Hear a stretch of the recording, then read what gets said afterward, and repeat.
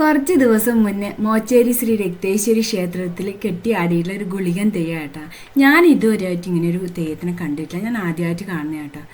നല്ല ഒരു എന്താ പറയണ്ടേ, കണ്ടിരിക്കാൻ നല്ല രസമുണ്ട്.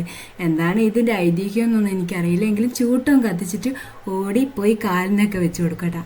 അതാണ് ഈ തെയ്യത്തിൻ്റെ നല്ല രസം കേട്ടോ. പിള്ളേരെ പുറകെയൊക്കെ ഓടി നല്ല രസമുണ്ട് കാണാൻ വേണ്ടിയിട്ട്. എനിക്ക് ഇഷ്ടപ്പെട്ടു. ഞാൻ ഇതായിട്ട് കണ്ട കാലിന് വെച്ച് കൊടുക്കുന്നത് നല്ല രസമില്ലേ.